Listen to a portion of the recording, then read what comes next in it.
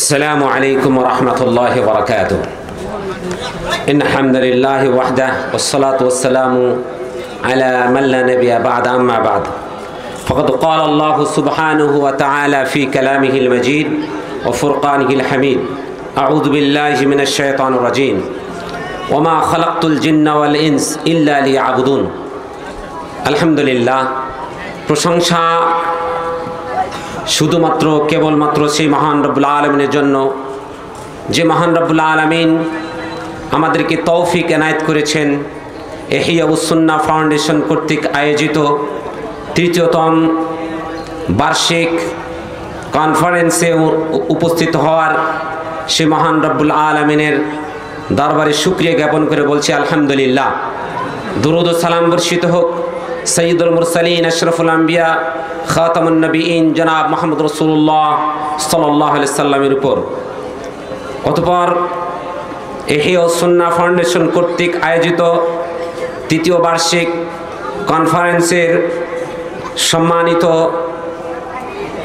প্রধান অতিথি, বিশেষ অতিথি, সভাপতি ওলামায়ে কেরাম, আমার সামনে উপবিষ্ট দূর দূরান্ত থেকে আগত তৌহিদি জনতা, পর্দার আড়ালের মা ও ভগ্নীগণ, আমি সংক্ষিপ্ত পরিসরে ইসলামী শিক্ষার প্রয়োজনীয়তা এবং তার চ্যালেঞ্জ নিয়ে কিছু কথা তুলে ধরব। সেই কথাগুলোর প্রতি আপনাদেরকে আমি দৃষ্টি আকর্ষণ করছি। আল্লাহ সুবহানাহু ওয়া তাআলা আমাদেরকে এই পৃথিবীতে পাঠিয়েছেন ক্ষণিক সময়ের জন্য। এই ক্ষণিক সময়টা কিভাবে ব্যয় করতে হবে, কিভাবে অতিবাহিত করতে হবে, তার দিক নির্দেশনা আল্লাহ সুবহানাহু ওয়া তাআলা আমাদেরকে দিয়েছেন। আমরা এই পৃথিবীতে এসেছি, এর লক্ষ্য কি, এর উদ্দেশ্য কি, এই লক্ষ্য উদ্দেশ্য সম্পর্কে আমরা কিছুটা অবগত হলেই আমরা জানতে পারবো, বুঝতে পারবো ইসলামী শিক্ষার কতটুকু দরকার, কতটুকু প্রয়োজন রয়েছে। আল্লাহ সুবহানাহু ওয়া তাআলা এই পৃথিবীবাসীকে, জিন এবং ইনসানকে সৃষ্টি করার লক্ষ্য বলতে গিয়ে আল্লাহ সুবহানাহু ওয়া তাআলা সূরাতুজ জারিয়াতের 56-57 নম্বর আয়াত আল্লাহ তাআলা বলেন, ওয়ামা খালাকতুল জিন্না ওয়াল ইনস ইল্লা লিয়াবুদুন, আমি মানব এবং দানবকে সৃষ্টি করেছি শুধুমাত্র কেবলমাত্র আমার তাওহীদ একত্ববাদ প্রতিষ্ঠা করে আমার ইবাদত করার জন্য। তাহলে এখানে প্রশ্ন আসতে পারে যে আল্লাহ সুবহানাহু ওয়া তাআলার একত্ববাদ, তার তাওহীদ আল্লাহর জমিনে প্রতিষ্ঠা করতে হবে, এই জন্য এই লক্ষ্যে আল্লাহ সুবহানাহু ওয়া তাআলা আমাদেরকে সৃষ্টি করেছেন। আল্লাহ সুবহানাহু ওয়া তাআলা অন্য জায়গায় বলছেন, আলা লাহুল খালকু ওয়াল আমর, জেনে রাখো আল্লাহর সৃষ্টি নির্দেশনা থাকবে আল্লাহর, অর্থাৎ আমার মাথা থেকে পা পর্যন্ত, আমার ব্যক্তি থেকে পরিবার পর্যন্ত, পরিবার থেকে নিয়ে সমাজ, সমাজ থেকে নিয়ে প্রধানমন্ত্রীর কার্যালয় পর্যন্ত প্রত্যেকটি ক্ষেত্রে, প্রত্যেকটি জায়গায় থাকবে আল্লাহ সুবহানাহু ওয়া তাআলার নির্দেশনা। এই নির্দেশনাগুলো পালন করতে গেলে অবশ্যই আমাদের এই সম্পর্কে আমাদের জানতে হবে। আমরা যদি এই সম্পর্কে না জানি তাহলে সেগুলো ইসলামের বহির্ভূত কাজ হয়ে যাবে, আর ইসলামের বহির্ভূত কাজ হয়ে যাওয়াগুলো আল্লাহ তাআলার দরবারে কবুল হবে না। আল্লাহ সুবহানাহু ওয়া তাআলা তিনি সূরাত আলে ইমরানের 85 নম্বর আয়াতে বলছেন, ওয়ামান ইয়াবতাগি গায়রাল ইসলামি দীনান ফালান ইউকবালা মিন ওয়া হুয়া ফিল আখিরাতি মিনাল খাসিরিন, যে ব্যক্তি ইসলামের বাইরে অন্য কোনো প্রচেষ্টা চালালো, অন্য কিছু তার সুখ শান্তি বা তার আদর্শ খোঁজার চেষ্টা করলো, আল্লাহ সুবহানাহু ওয়া তাআলা তার কাছ থেকে কোনো কিছুই গ্রহণ করবেন না, সবগুলো বাতিল বলে গণ্য হবে এবং সে পরকালে ক্ষতিগ্রস্তদের অন্তর্ভুক্ত হবে। তাহলে বোঝা গেল সে ইহকাল এবং পরকাল তার নষ্ট হয়ে যাবে। কারণ আল্লাহ সুবহানাহু ওয়া তাআলা এই পৃথিবীবাসীকে সৃষ্টি করেছেন, সৃষ্টি করে এই পৃথিবীবাসীর মধ্যে কিভাবে শান্তি বিরাজ করবে, কিভাবে সুখে শান্তিতে থাকবে, তার জন্য আল্লাহ তাআলা কিছু গাইডলাইন দিয়ে দিয়েছেন। এই গাইডলাইন, এই যে আমরা এতগুলো ক্যামেরা ব্যবহার করছি, এই ক্যামেরাগুলো যখন আমরা ক্রয় করেছি সেই সময় আমাদেরকে একটা ক্যাটালগ দিয়ে দেওয়া হয়েছিল, বলে দেওয়া হয়েছিল এই ক্যামেরাটাকে এইভাবে ওপেন করবে, এইভাবে চার্জ দিবে, এইভাবে করবে, অর্থাৎ প্রত্যেকটা দিক নির্দেশনা সেই ক্যাটালগের মধ্যে দিয়ে দেওয়া হয়েছিল।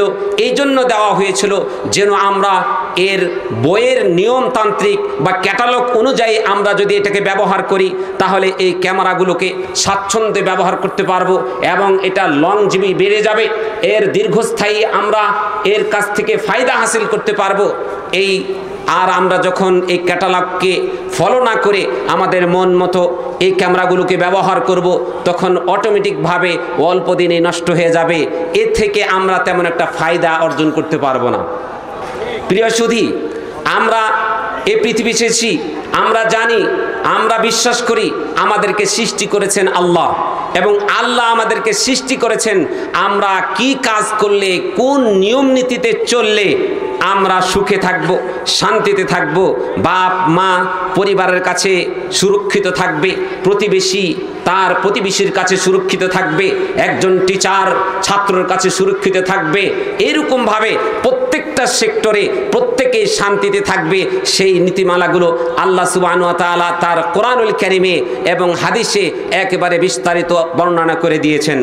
আজকে জাতি এমন সভ্যতা খুঁজছে যেই সভ্যতার কথা ইসলামে নেই, ইসলামে যেই সভ্যতার কথা ইসলামে নেই। আমরা যদি একটুখানি পর্যালোচনা করি যে আমাদের ইসলামী শিক্ষার দূরে থাকার কারণে যত রকমের মানবতার অবক্ষয় এই পৃথিবীতে ঘটছে তার অন্যতম কারণ হলো আল্লাহ দেওয়া ক্যাটালগকে আমরা বর্জন করে ওই পশ্চিমাদের ক্যাটালগে আমরা আমাদের জীবনকে পরিচালনা করছি। সম্মানিত সুধী, এটা আমাদের অধপতনের অন্যতম কারণ। অথচ আল্লাহ সুবহানাহু ওয়া তাআলা আমাদের সুখ শান্তি যেভাবে হবে সেভাবে যে কোরআন এবং সুন্নাহ আমাদেরকে দিয়েছেন সেদিকে আমরা সেই গাইডলাইনের দিকে আমরা ফলো করি না। গাইডলাইনকে ফলো না করার কারণে আমরা আজকে অশান্তিতে ভুগছি। সম্মানিত সুধী, এই অশান্তি এটা আমরা নিজেরাই আমাদের কাছে আমরা ডেকে নিয়ে এসেছি। আল্লাহ সুবহানাহু ওয়া তাআলা তিনি আমাদের জন্য এই বিধিবিধানগুলো পালন করার ক্ষেত্রে প্রত্যেকটাই দিক নির্দেশনা দিয়েছেন। আমরা সালাত পড়ি, সেক্ষেত্রে আল্লাহ রাসূল সাল্লাল্লাহু আলাইহি ওয়াসাল্লাম বলেছেন সল্লু কামা রাআইতুমুনি উসাল্লি, তোমরা ঠিক সেভাবে সালাত আদায় করো যেভাবে আমাকে সালাত আদায় করতে দেখেছো। অতএব সালাত আদায় করতে গেলে আল্লাহর দেওয়া ক্যাটালগ অনুযায়ী সালাত আদায় করতে হবে। আল্লাহ নবী সাল্লাল্লাহু আলাইহি ওয়াসাল্লাম হজের ক্ষেত্রে বলেছেন খুদু আন্নি মানাসিকাকুম, তোমরা আমার কাছ থেকে হজের নিয়ম কানুনগুলো জেনে নাও। বাইতুল্লাহ তোমরা কয়টা তওয়াফ করবে, সাই সাফা মারওয়া কতটা তওয়াফ করবে, এইভাবে তোমরা প্রত্যেকটি দিক নির্দেশনা তোমরা জেনে নাও। আরাফার ময়দানে কতক্ষণ অবস্থান করবে, মুজদালিফায় কতক্ষণ অবস্থান করবে, প্রত্যেকটা নিয়মতান্ত্রিক নিয়মগুলো আল্লাহ নবী সাল্লাল্লাহু আলাইহি ওয়াসাল্লামের কাছ থেকে গ্রহণ করার জন্য বলা হচ্ছে। এর মানে আমরা আমাদের যা কিছু আছে সব কিছুর একটা নিয়ম নীতি রয়েছে, যেই নিয়ম নীতিগুলো রয়েছে কোরআন এবং সুন্নাহর মধ্যে। এই কোরআন এবং সুন্নাহ অধ্যয়ন ছাড়া এগুলো পালন করা সম্ভব নয়। এই ক্যাটালগের সাথে আমরা যখন অপব্যবহার শুরু করেছি তখন থেকে আমাদের মাঝে অশান্তি এসে আমাদেরকে ছেয়ে বসেছে। সম্মানিত উপস্থিতি, আল্লাহ সুবহানাহু ওয়া তাআলা তিনি আমাদের কেমনভাবে সৃষ্টি করেছেন, যেই সৃষ্টির মধ্যে আল্লাহ তাআলা আমাদেরকে কান দিয়েছেন, আল্লাহ তাআলা আমাদের চক্ষু দিয়েছেন, আল্লাহ তাআলা আমাদেরকে হৃদয় দিয়েছেন। এগুলো দেওয়ার কারণটা কি? আল্লাহ সুবহানাহু ওয়া তাআলা বলছেন, আল্লাহ সুবহানাহু ওয়া তাআলা তিনি স্পষ্ট করে বলছেন সূরাতুন নাহলের ৭৮ নম্বর আয়াতে আল্লাহ তাআলা বলছেন ওয়াল্লাহু আখরাজাকুম মিন বুতুনি উম্মাহাতিকুম লা তা'লামুনা শাইআ ওয়া জা'আলা লাকুমুস সামআ ওয়াল আবসারা ওয়াল আফিদা লাআল্লাকুম তাশকুরুন। আল্লাহ সুবহানাহু ওয়া তাআলা আমাকে আপনাকে আমাদের মায়ের গর্ভ থেকে এমনভাবে বের করে নিয়ে এসেছেন যখন আমাদের কোনো ভাষা ছিল না, আমরা কিছুই বুঝতাম না। এভাবে আল্লাহ তাআলা আমাকে আপনাকে অনেক আদরে বড় করেছেন। আল্লাহ সুবহানাহু ওয়া তাআলা আমাদেরকে এমন কতগুলো শক্তি দিয়েছেন যেই শক্তিগুলো দিয়ে আল্লাহ তাআলার ওই ক্যাটালগ কোরআন এবং সুন্নাহ বুঝা অনুধাবন করার যেই যতগুলো উপকরণ লাগে সেগুলো আল্লাহ তাআলা আমাদেরকে দান করেছেন। আল্লাহ বলছেন ওয়াজআলা লাকুমুস সামআ, তিনি তোমাদের জন্য শ্রবণ শক্তি অর্থাৎ শ্রবণ করার সক্ষমতা দিয়েছেন, ওয়াল আবসারা এবং সামা ওয়াল আবসারা এবং চক্ষু দৃষ্টিশক্তি দান করেছেন, ওয়াল আফইদা এবং অন্তঃকরণ দিয়েছেন। অর্থাৎ এগুলোর মাধ্যমে আপনি আল্লাহ সুবহানাহু ওয়া তাআলার যেই ক্যাটালগের কথা বাণী সেগুলো আপনি শুনবেন, সেগুলো আপনি দেখবেন, সেগুলো অনুধাবন করবেন এবং সেই অনুপাতে আমল করবেন। এই উদ্দেশ্যে আল্লাহ সুবহানাহু ওয়া তাআলা এই কোরআনুল কারীম, এই সুন্নাহ আমাদেরকে দান করেছেন। কথাটি বলছিলাম, আল্লাহ সুবহানাহু ওয়া তাআলা আমাদেরকে সৃষ্টি করে আমাদের হেদায়েতের জন্য যে মহাগ্রন্থ আল কোরআন দিয়েছেন, এই কোরআন এবং সুন্নাহ অনুযায়ী আমাদের জীবনকে পরিচালনা করতে হবে। আমাদের জীবনের প্রত্যেকটি ক্ষেত্র এই কোরআন এবং সুন্নাহর ব্যবহার নিশ্চিত করতে হবে। আমরা যদি এই ব্যবহার নিশ্চিত না করি তাহলে আল্লাহ সুবহানাহু ওয়া তাআলা আমাদেরকে ইহকাল এবং পরকালে শাস্তির আওতায় আনবেন। আল্লাহ সুবহানাহু ওয়া তাআলা বলছেন, ওয়ালা তাকফু মা লাইসা লাকা বিহি ইলম ইন্নাস সামআ ওয়াল বাসারা ওয়াল ফুআদা কুল্লু উলাইকা কানা আনহু মাসউলা। সূরাতুল ইসরা। আল্লাহ সুবহানাহু ওয়া তাআলা বলছেন, তোমার যে বিষয়ে জ্ঞান নেই সে বিষয়ে তুমি হস্তক্ষেপ করো না, সে বিষয়ে তুমি অবস্থান করো না। অর্থাৎ আমরা যে কোনো ইবাদত, যে কোনো কাজ করি না কেন সেই ক্ষেত্রে আল্লাহ এবং তার রাসূলের পক্ষ থেকে নির্দেশনা রয়েছে, সেই নির্দেশনা মাফিক আমাদেরকে চলতে হবে। সেই নির্দেশনাগুলো আমরা কোথায় পাব? এটি আমরা আমাদের সমাজে যে মাদ্রাসাগুলো পাওয়া যায় সে মাদ্রাসাতেই এই জ্ঞানগুলো দেওয়া হয়। আমরা এমন এক হতভাগা জাতি, আমাদের মাদ্রাসাগুলো দেখা যাচ্ছে মাদ্রাসার পাশাপাশি যে স্কুলগুলো রয়েছে এই স্কুলগুলো এমনভাবে সাজানো হয়েছে যে আমরা প্রাইমারি লেভেল থেকে নিয়ে ইউনিভার্সিটি লেভেল পর্যন্ত ইসলামের কোনো ছিটাফাটাও তারা রাখে নাই। অর্থাৎ যেই স্কুল এবং কলেজ ইউনিভার্সিটি প্রত্যেকটা সিলেবাসকে এমনভাবে সাজিয়েছে যেই সিলেবাসে আল্লাহকে চেনানো হয় না, রাসূলকে চেনানো হয় না, দিনকে চেনানো হয় না, একজন আরেকজনের অধিকার সম্পর্কে জানানো হয় না, মা বাবার অধিকার কি সে সম্পর্কে জানানো হয় না। অর্থাৎ টোটালি ইসলামের যে নীতিমালাগুলো সবগুলো তারা সেখান থেকে আউট করে দিয়ে পশ্চিমাদের নীতিমালায় তাদের সিলেবাসগুলো সাজিয়েছে, যার ফলে কোরআন এবং সুন্নাহর তারা ধারে কাছে না থাকার কারণে আজকে বাপ তার সন্তানের কাছে নিরাপদ নেই, মা তার সন্তানের কাছে নিরাপদ নেই, পাড়া প্রতিবেশীর কাছে নিরাপদ নেই। অর্থাৎ সব জায়গায় অশান্তির হাহাকার চলছে, শান্তির দুর্ভিক্ষ নেমে এসেছে। এর অন্যতম কারণ হলো যেই শান্তির মহাদূত, যেই দূত এসেছিলেন আমাদের চরিত্র গঠন করার জন্য। আল্লাহ নবী সাল্লাল্লাহু আলাইহি ওয়াসাল্লাম বলছেন, বুইসতু লিউতাম্মিমা মাকারিমাল আখলাক, এই পৃথিবীবাসীর কাছে আমি চরিত্র গঠন করার জন্য এসেছি। আল্লাহ সুবহানাহু ওয়া তাআলা তার সাক্ষী স্বরূপ বলছেন, ওয়া ইন্নাকা লাআলা খুলুকিন আযীম, হে মুহাম্মদ তুমি নিশ্চয় সর্বোত্তম চরিত্রের অধিকারী। যেই মহান চরিত্র নিয়ে যিনি আগমন করেছিলেন সেই মুহাম্মদ রাসূলুল্লাহ সাল্লাল্লাহু আলাইহি সাল্লামের জীবনীও পর্যন্ত আমাদের এই স্কুল কলেজ ইউনিভার্সিটিতে উঠিয়ে দেওয়া হয়েছে। তাই আজকে আমরা আমাদের সমাজে মানবতার চরম দুর্ভিক্ষ দেখতে পাচ্ছি। যে মানবতার কথা তারা বলছে সেগুলো পশ্চিমাদের মানবতা, যে মানবতার মধ্যে শান্তি বলতে নেই। তাই আজকে বাবা সন্তানের মধ্যে যে হক অধিকার থেকে বঞ্চিত হচ্ছে। তাই আমি আপনাদের উদাত্ত আহ্বান জানাবো, আপনার সন্তানকে যদি সত্যিকারের মানবতা শেখাতে চান তাহলে মাদ্রাসাগুলোতে আপনার সন্তানকে ভর্তি করেন। আমাদের মন মানসিকতা এত ছোট, এত নোংরা হয়ে গেছে। আমাকে এক ভাই প্রশ্ন করেছে, অর্থাৎ আমি তাকে বললাম, ভাই আপনার 3টা সন্তান, একটা সন্তানকে কম করে মাদ্রাসায় দেন। সে আমাকে আফসোস করে বলছে, ভাই আমি আমার একটা সন্তানকে মাদ্রাসায় দিয়ে আমার এই সন্তানটা গরিব থাকবে, আমার 2টা সন্তান, একটাকে ইঞ্জিনিয়ার করছি আর একটাকে ডাক্তার করছি, আর এটাকে মাদ্রাসায় পড়িয়ে যখন মসজিদে ইমামতি করবে বা একটা ছোটোখাটো মাদ্রাসায় চাকরি করবে তখন সে আমাকে অভিশাপ দিবে। ইন্না লিল্লাহি ওয়া ইন্না ইলাইহি রাজিউন। অথচ এই ডাক্তার লক্ষ টাকার বেতন পাওয়ার পরে যখন সে তার চেম্বারে বসে তখন তার নাম ডাক্তার নামে কসাই হয়ে যায়, কারণ তার মধ্যে মানবতা নেই, মানবতার মহান শিক্ষকের আদর্শে সে গ্রহণ করে নেই, সে তখন ডাক্তার থাকে না, ডাক্তার নামে সে কসাই হয়ে যায়।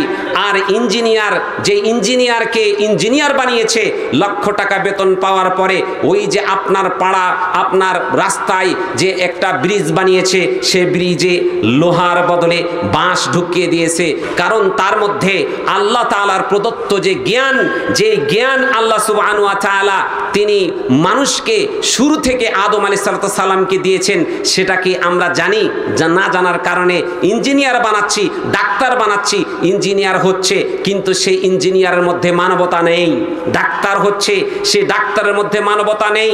আপনাকে গ্যারেন্টি দিতে পারি, আপনাকে গ্যারেন্টি দিয়ে বলতে পারি, আপনার একটা ছেলেকে যদি মাদ্রাসায় শিক্ষায় শিক্ষিত করেন, ইসলামী শিক্ষায় শিক্ষিত করেন, আপনাকে বাড়ি দিতে পারবে না, আপনাকে গাড়ি দিতে পারবে না, কিন্তু আজীবন আপনাকে আগলিয়ে নিয়ে রাখবে।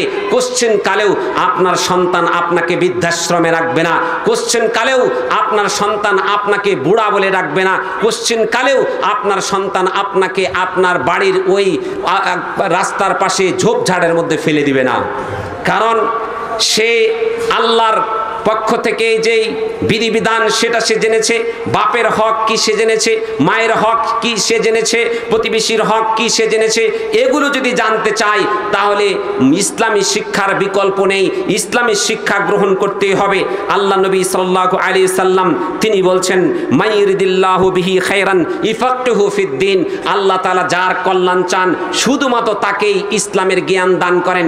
অর্থাৎ বুঝতে হবে, আপনি আপনার দৃষ্টিতে মনে করছেন এটা হলো মিসকিনের লাইন, মিসকিনের পড়া, কিন্তু না, আপনি ওই যে ডাক্তার ইঞ্জিনিয়ার পড়ে সত্যিকার আপনি মিসকিন হয়ে রয়েছেন। বিশ্বাস না হলে বৃদ্ধাশ্রমগুলোকে গিয়ে দেখেন, ইউনিভার্সিটির সেই অবসরপ্রাপ্ত ডাক্তার, ইউনিভার্সিটির অবসরপ্রাপ্ত সে ইঞ্জিনিয়ার, তারপরে সে বৃদ্ধাশ্রমের শেষ নিঃশ্বাস পর্যন্ত তার দুই চোখ দিয়ে প্রতিদিন অশ্রু গড়িয়ে পড়ছে আর আফসোস করছে, আমার জীবনে আমি কি ভুল করলাম। এই ভুল থেকে যদি আপনি শুধরাতে চান তাহলে আল্লাহ তাআলা যেই জ্ঞানের মধ্যে কল্যাণ রেখেছেন সেটি হলো ইসলামী জ্ঞান। আল্লাহ নবী সাল্লাল্লাহু আলাইহি ওয়াসাল্লাম বলছেন, ইন্নামা আনা কাসিমুন, আমি হচ্ছি এলেমের বন্টনকারী, ওয়াল্লাহু ইউতি, আর আল্লাহ তাআলা এলেম দান করছেন। আল্লাহ তাআলা যে এলেম দান করছেন সে এলেমের দাতা হচ্ছেন, সে এলেম আল্লাহ রাসূল যে এলেম বন্টন করছেন সে এলেমের দাতা হচ্ছে আল্লাহ সুবহানাহু ওয়া তাআলা। অতএব আল্লাহ নবী সাল্লাল্লাহু আলাইহি ওয়াসাল্লাম বলছেন, এই উম্মত আল্লাহ সুবহানাহু ওয়া তাআলার নির্দেশিত পথে ততক্ষণ পর্যন্ত চলবে যতক্ষণ পর্যন্ত তারা এই আল্লাহ প্রদত্ত জ্ঞান দিয়ে তারা পরিচালনা করবে বা চলবে। মানুষ এদের বিরোধিতা যতই করুক না কেন, আল্লাহ নবী সাল্লাল্লাহু আলাইহি ওয়াসাল্লাম বলছেন, লা ইয়াদুররুহুম মান খালাফাহুম হাত্তা ইয়াতিয়া আমরুল্লাহ, আল্লাহ তাআলার আমর কিয়ামত আসা পর্যন্ত এই পৃথিবীবাসী এই কোরআন এবং হাদিসের জ্ঞানের বিপক্ষে যতই অবস্থান গ্রহণ করুক না কেন, এদের তারা কোনো ক্ষতি করতে পারবে না। সম্মানিত সুধী, আমার সময় শেষ হয়ে গেছে। আপনাদেরকে আমি বলতে চাচ্ছি যে ইসলামী জ্ঞান এটা এমন জরুরি জ্ঞান, এমন জরুরি জ্ঞান। ইমাম আহমদ ইবনে হাম্বলের কৌলটা দিয়ে আমি শেষ করতে যাচ্ছি। ইমাম আহমদ ইবনে হাম্বল রাহিমাহুল্লাহ তিনি একটা কথা বলেছেন, একজন মানুষ জ্ঞানের এত প্রয়োজন, খাদ্য এবং পানীয় যেমন মানুষ জরুরি বিষয় মনে করে, এর চেয়ে বেশি প্রয়োজন। কারণ একজন মানুষ সে তার জীবন বাঁচিয়ে রাখার জন্য এক সন্ধ্যা দুই সন্ধ্যা যদি খায় বা পানি পান করে তাহলে তার জীবনের জন্য যথেষ্ট। কিন্তু একটা মানুষ তার জীবনকে সুখময় করতে, ইহকালকে সুখময় করতে, পরকালকে সুখময় করতে জ্ঞানের বিকল্প নেই, ইলমের বিকল্প নেই। এই জন্য তিনি তুলনা করেছেন, একজন মানুষ যতবার নিঃশ্বাস গ্রহণ করে, যতবার ছাড়ে, তার জীবনে ততবার এই ইলম, বিদ্যা, কোরআন এবং হাদিসের ইলম অর্জন করতে হবে। না হলে প্রত্যেকটি পদে পদে আপনি প্রতারিত হবেন, পথভ্রষ্ট হবেন। আপনাকে উদাত্ত আহ্বান জানাচ্ছি। একটি ছোট্ট ঘটনা বলে আমি শেষ করব, যে ঘটনাটা একজন সৌদি আরবের বড় উঁচু মাপের একজন আলেম লিখেছেন। আমাদের সমাজে এত পথভ্রষ্ট হচ্ছে কারণটা কি? এত পথভ্রষ্ট হওয়ার কারণটা হচ্ছে পথভ্রষ্ট হওয়ার কারণটা হচ্ছে তারা ইলম থেকে মাহরুম। অর্থাৎ জেনে রাখুন, আমাদের সমাজে একটা কালচার আছে, একটা মুরগির খামার যদি দেয় তাহলে সে 6 মাসের প্রশিক্ষণ গ্রহণ করে, একটা গরুর খামার দিলে 7 মাসের প্রশিক্ষণ গ্রহণ করে। কেন গ্রহণ করে? তার মুরগি যেন অসুস্থ হয়ে মারা না যায়, তার গরু যেন অসুস্থ হয়ে মারা না যায়, এই জন্য প্রশিক্ষণ গ্রহণ করে। কিন্তু এই বোকা জাতি তার ঈমানকে বাঁচানোর জন্য, যেই ঈমানকে বাঁচানোর জন্য ইলম দরকার ছিল, সেই ইলম তারা অর্জন করে না। এত সস্তা মনে করে, এত সস্তা মনে করে, মনে হয় পৃথিবীতে ইসলামের মতন আর সস্তা কোনো বিষয় নাই। এই জন্য যেই লোকটা মুরগির খামার দেওয়ার জন্য 6 মাস থেকে 10 মাস প্রশিক্ষণ গ্রহণ করে, অথচ তার ইহকালকে সাজাতে, পরকালকে সাজাতে যে জ্ঞান প্রয়োজন আছে, ওই জ্ঞান সাজাতে দিনে 1 ঘন্টা, আধা ঘন্টা, 10 মিনিট দিতে চায় না। তার জ্বলন্ত প্রমাণ আপনারা দেখুন। এই আজকে এই জায়গাতে যে কথাগুলো দেওয়া হবে, কোরআন এবং সুন্নাহর কথা দেওয়া হবে, কিন্তু দেখেন আমাদের জনগণের অবস্থা কি। মনে হচ্ছে এরা জান্নাতে চলেই গেছে, 1 পা দরজায় রয়েছে, মরার সাথে সাথে তারা জান্নাতে চলে যাবে, এদের এই ইলমের দরকার নেই। জাতির অধপতন হওয়ার অন্যতম কারণ হলো তারা কোরআন এবং সুন্নাহ থেকে দূরে সরে রয়েছে। তাই আপনাদেরকে আহ্বান জানাচ্ছি, যদি সত্যিকার অর্থে নিজের জীবনকে, পার্থিব জীবনকে সাফল্যমণ্ডিত করতে চান, পরকাল জীবনকে সাফল্যমণ্ডিত করতে চান, তাহলে কোরআন এবং সুন্নাহর বিকল্প নেই। এই কোরআন এবং সুন্নাহর ছায়াতলে আসেন এবং নিজের জীবনকে আলোকিত করুন। আল্লাহ সুবহানাহু ওয়া তাআলা তিনি যে ইলম বিদ্যা আমাদেরকে দান করেছেন, সেই ইলম বিদ্যা যেন আমরা যথাযথভাবে গ্রহণ করে আমাদের ইহকাল এবং পরকালকে সাজাতে পারি, এই তৌফিক আল্লাহ যেন দান করেন। আসসালামু আলাইকুম ওয়া রাহমাতুল্লাহি ওয়া বারাকাতুহু।